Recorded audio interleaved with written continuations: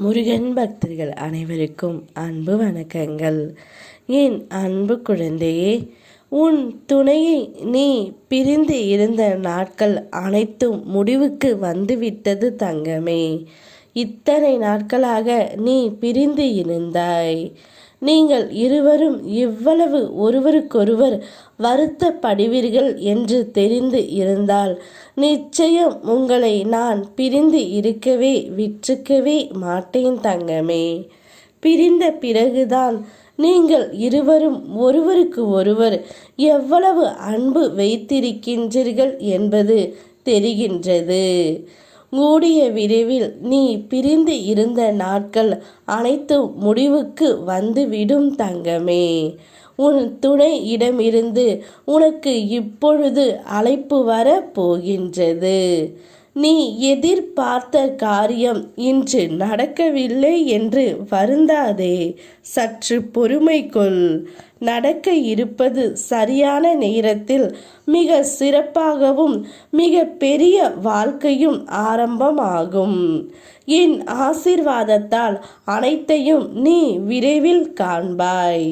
நான் இருக்கிறேன் என்று முழுவதுமாக என்னை நம்புகின்றாய். பிறகு ஏன் இந்த கலக்கம்? உன்னை ஒருபோதும் நான் கைவிட மாட்டேன்.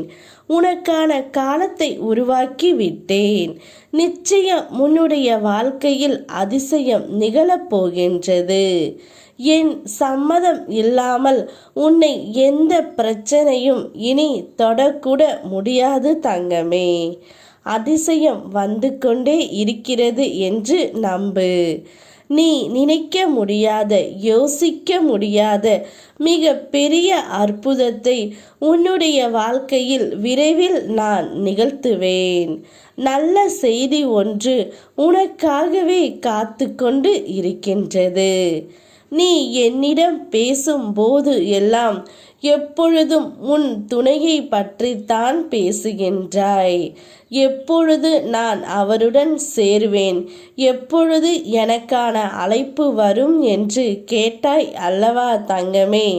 உன் துணையுடன் நீ பிரிந்த நாட்கள் போதும்.